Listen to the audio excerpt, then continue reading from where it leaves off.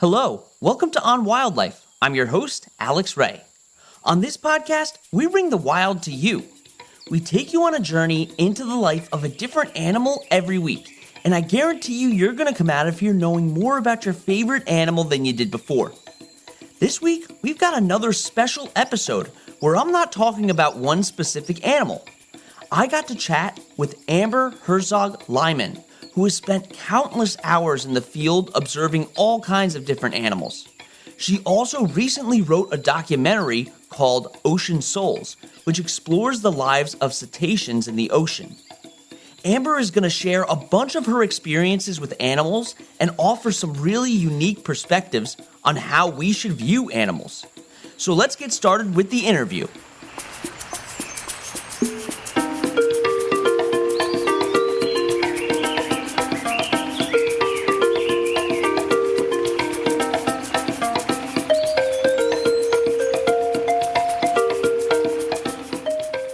Hi, Amber. How are you doing? I'm well. Thank you, Alex. I'm excited to be here with you today.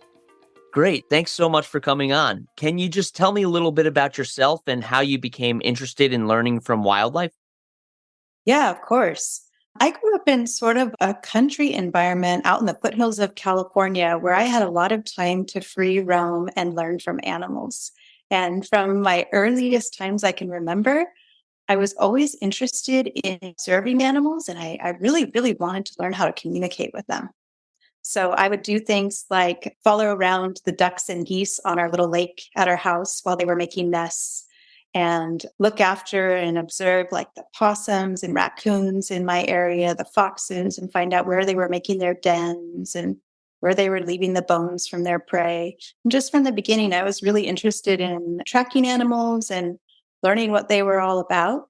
And as soon as I had the opportunity, I also started working with them to do like wildlife rescue work and early protection work. For example, when those ducks and geese were making their nests and we noticed that neighborhood dogs were coming and stealing the eggs, my mom went and bought a simple incubator, and that kicked us off for years. We would incubate the wild duck eggs on our lake and raise those little babies in our bathtub. And they would imprint on us, chase us around the house in a neat little line. And then we built a special pen for them in our barn. We would release them when they were capable of floating and flying.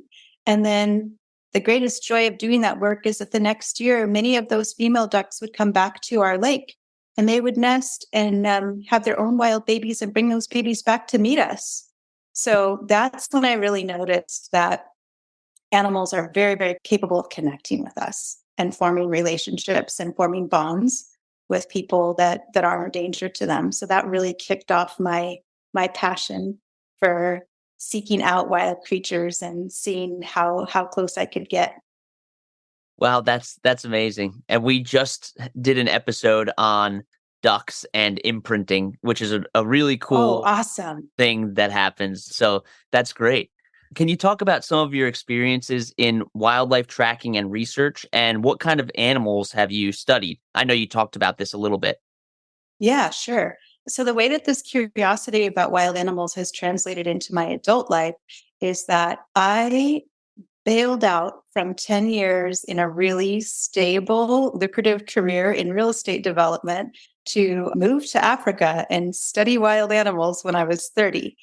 And at that time, I connected with a series of different projects that were ongoing and was able to live in some really remote and extreme environments, like, for example, the northern part of South Africa, where I was studying the ecological balance amongst different types of predators like lions, wild dogs, cheetah, and leopards, and sort of how those animals, what they needed in terms of space and prey in order to strike a balance that could keep everybody healthy. I also spent part of that year studying desert elephants in Namibia, tracking them around with a team of 12 volunteers on the back of a truck, where we were just sleeping on bedrolls on the sand every night and cooking our food over an open fire and moving around with the desert elephants as they were wandering the ancient paths that they follow.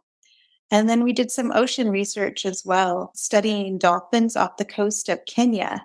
At that time, the Kenyan Wildlife Service was creating new marine protected areas. And we were studying to see if the dolphins were showing a hunting preference for staying inside those MPAs or if they were still using more of the areas that were commercially fished.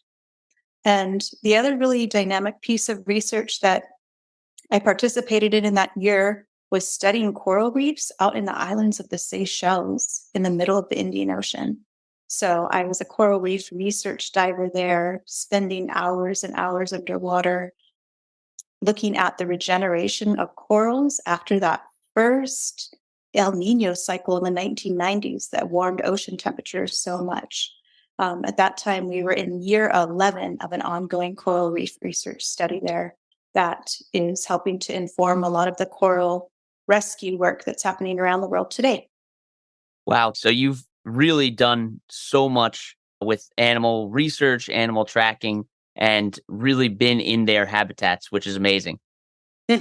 Yeah. And so, along with all the scientific and formal research that I did, I also have spent my whole life conducting my own sort of, I don't know, energetic research, maybe with wild animals in a practice of deep listening. When I find myself living in these environments where I'm coming face to face with lions every day, for example, I'm really paying a lot of attention to how they're using sound and movement and scent and touch to communicate. And also looking at what roles they play in creating balance in their ecosystems. Because that's a big question that faces humans right now. How can we create more balance in the ecosystems that we inhabit and that we share with wild things? And I'm always looking to the animals to learn on that. Yeah, that's great. And balance is such an important part of any ecosystem. And you'll see that if the balance is thrown off, it can really change everything about that ecosystem in not a great way. So it's really Absolutely. important to be looking at that.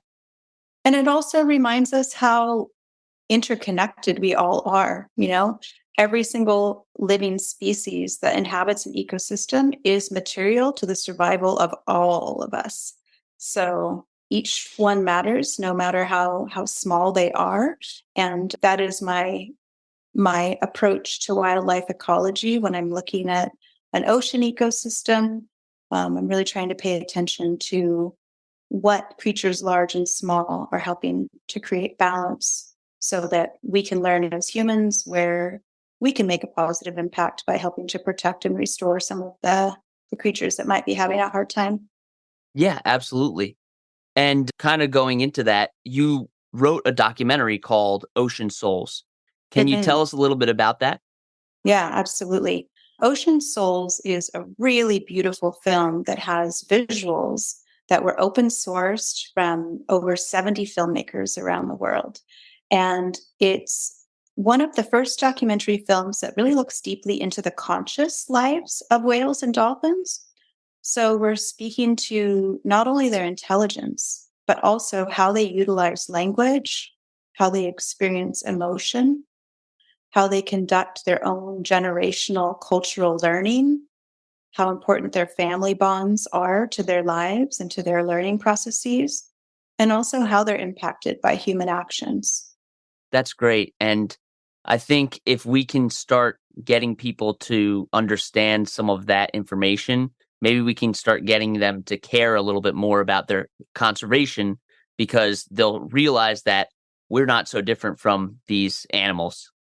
Oh my gosh. Yeah. It's with whales and dolphins. I mean, especially, they really conduct their family lives so much like we do.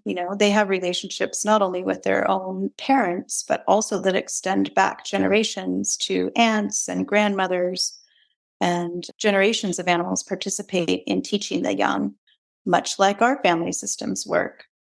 And it's really evident when you look at different pods of dolphins, for example, that pods that live even in neighboring territories and work with some of the same resources might have very different ways of hunting or of communicating because their cultural learning bonds are so strong that they carry on these same dynamic and unique hunting strategies from generation to generation. It really does show you when you see them experiencing emotions around joy and play or around the loss of a loved one.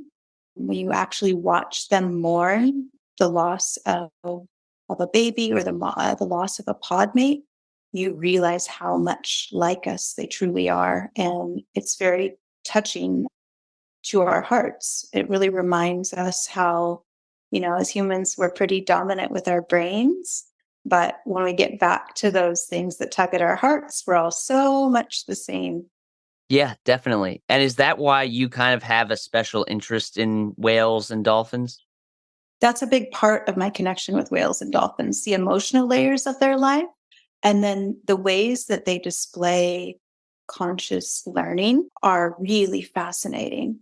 I'm also super curious about the ways that whales and dolphins use sound. In addition to being a lifelong wildlife learner and writer and advocate, I'm also a poet and songwriter. And I utilize sound to carry forward messages around emotion that we can't communicate with words alone, that don't translate if you're just reading words on a page. So I'm really interested in the ways that whales and dolphins use song to communicate what they know and what they think and what they feel. Wow, that's really amazing. Can you share a memorable experience that you've had with whales? Yes, of course. It's so interesting because I've interacted with whales and dolphins both from boats and in the water in the Pacific Ocean and the Indian Ocean and in Baja California, across many decades of my life. And especially when I think about dolphins, they're so dynamic in the way they move, they're so vibrant and full of energy. But the most lasting impression comes from an experience where I shared a moment of complete stillness with a pair of whales. In August of 2019, I went to the Kingdom of Tonga, which is one of the few places on Earth where you can safely and legally dive underwater with humpback whales in really carefully controlled and guided situations. And there I had so many different interesting interactions with humpbacks up close. But the most powerful moment that I shared with them is when I encountered a male and female who had paired off. And this is mating season. So they're looking to create these pair bonds. And this pair swam into a shallow bay and sank down to the bottom of the ocean. And for one complete dive, they sat in stillness next to each other for 33 minutes without moving.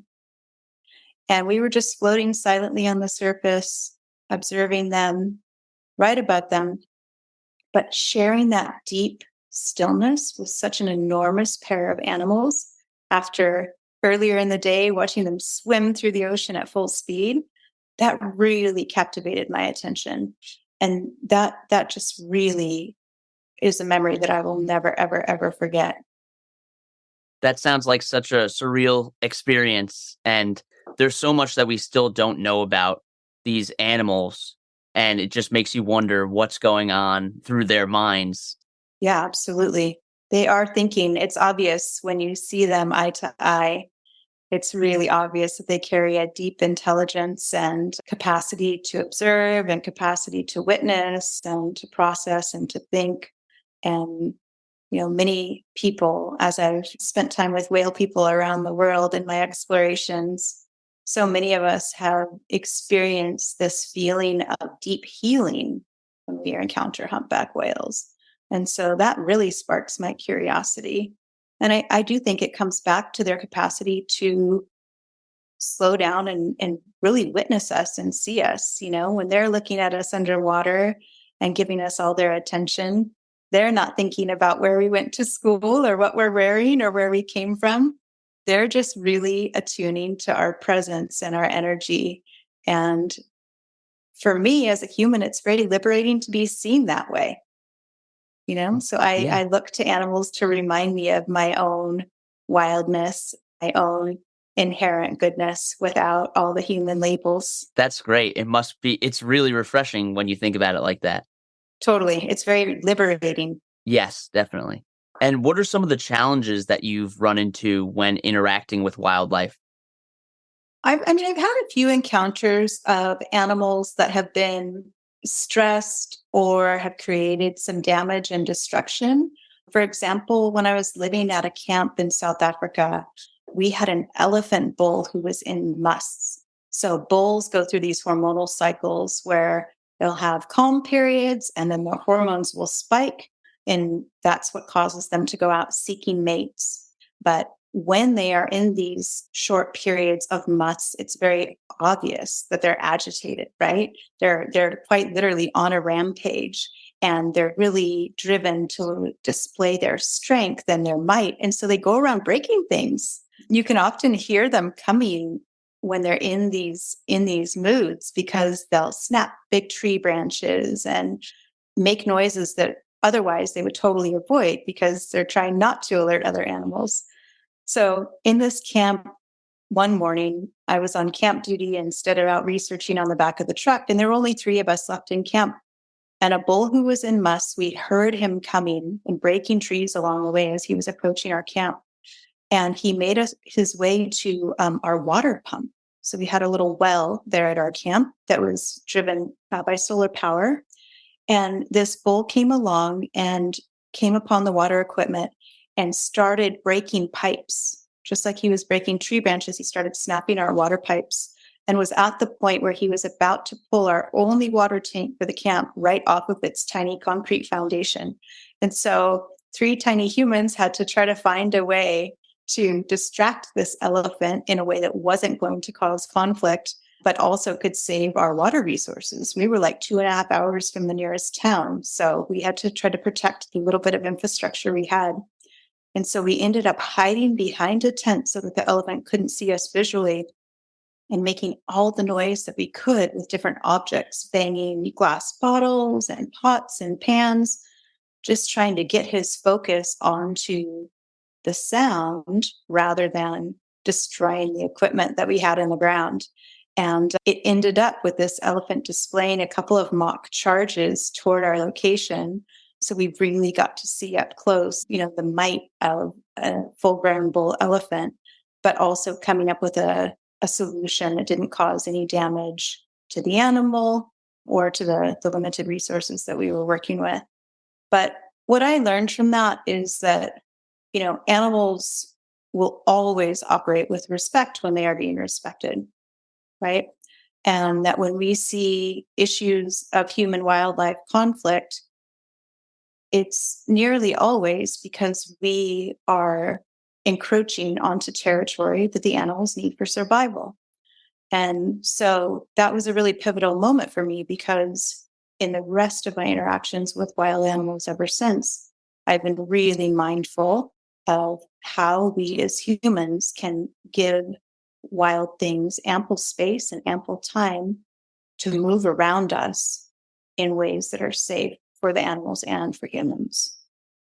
Right. It's really important to think about that because one of the largest issues facing all animals is habitat loss. And it causes a lot of unnecessary conflicts between humans and animals, where we then see animals in a bad light, such as a wolf eating a farmer's sheep or something like Mhm. that.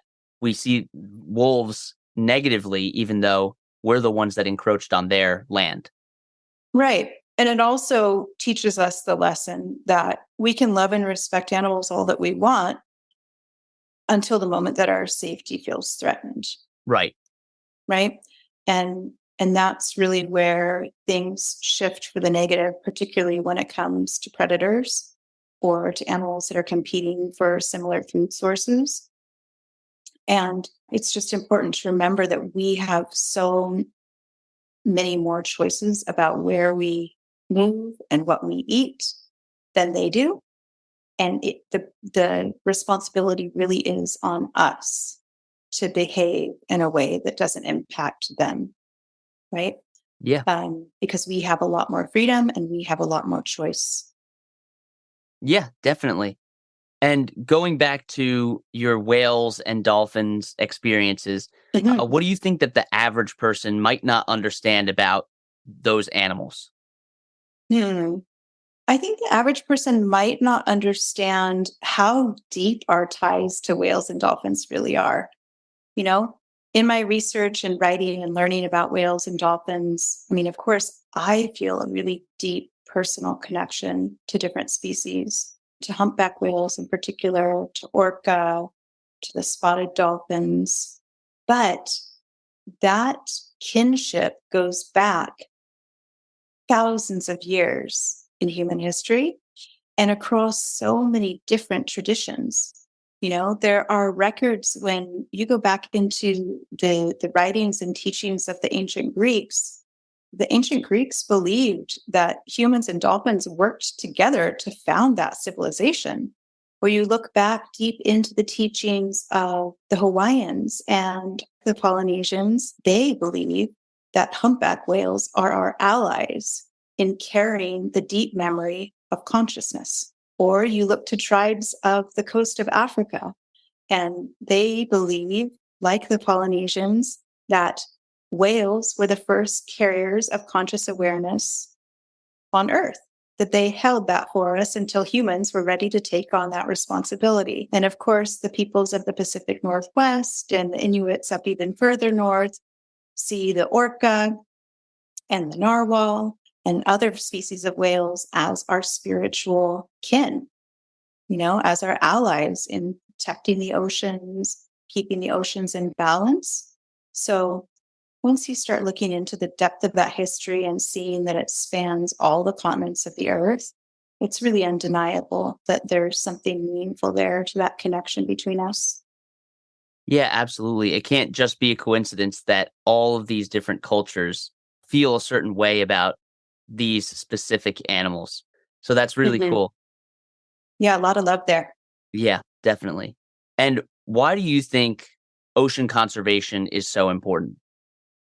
Oh gosh, because, the more that I've become active on the global ocean conservation stage and really looked at these big gatherings of delegates at UN World Oceans Day and the big COP climate conferences and other global gatherings, I I see how the oceans are the lungs of our entire planet.